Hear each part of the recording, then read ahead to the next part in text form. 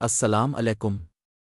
آج ہم ایک اہم اور کم مگر بہت مؤثر ہومیوپیتھک دوا ایکالیفا انڈیکا کے بارے میں بات کریں گے، جو کلاسیکی ہومیوپیتھک میٹریا میڈیکا میں خاص مقام رکھتی ہے۔ یہ دوا بالخصوص کھانسی، خون آنے، سینے کی کمزوری اور آنتوں کی شدید خرابیوں میں نمایاں اثر رکھتی ہے۔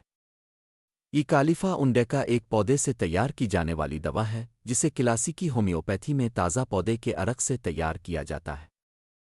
اس دوا کا سب سے نمایاں اثر سانس کے نظام، ہاضمے اور خون کے بہاؤ پر دیکھا جاتا ہے۔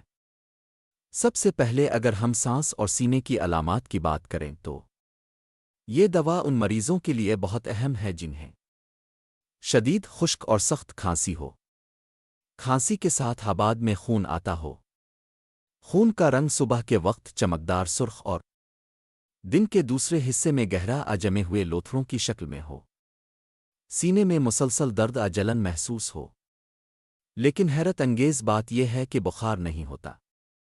ایسے مریض عموماً صبح کے وقت زیادہ کمزور محسوس کرتے ہیں، جبکہ دن کے وقت کچھ بہتر محسوس کرتے ہیں۔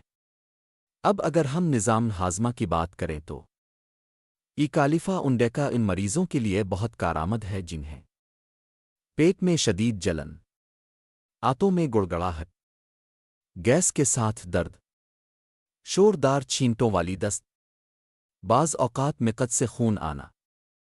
یہ تمام علامات عموماً صبح کے وقت زیادہ شدت اختیار کر لیتی ہے۔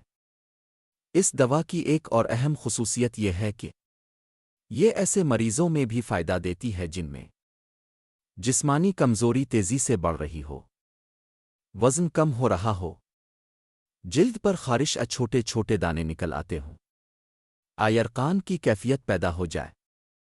کلاسیکی میٹریا میڈیکا کے مطابق ایکالیفا انڈیکا خاص طور پر ان کیسز میں مؤثر ہوتی ہے جہاں خون کا بہاؤ بغیر بخار کے ہو، کھانسی پرانی اور ضدی ہو، سینہ کمزور ہو چکا ہو، اور عام دوائیں فائدہ نہ کر رہی ہوں۔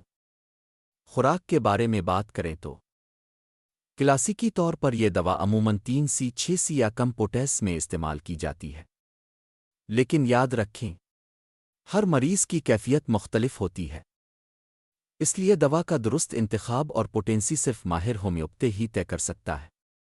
آخر میں ایک اہم بات، ہومیوپیتھی علامات نہیں بلکہ مریض کا مکمل مزاج دیکھ کر علاج کرتی ہے، اس لیے خود علاج سے پرہیز کریں۔ ذاتی نوعیت کے ہومیوپیتھک علاج کے لیے براہ کرم واٹس ایپ کے ذریعے ہم سے رابطہ فرمائیں۔ +923411382341۔ اللہ تعالی ہم سب کو صحت کاملہ عطا فرمائے۔ السلام علیکم۔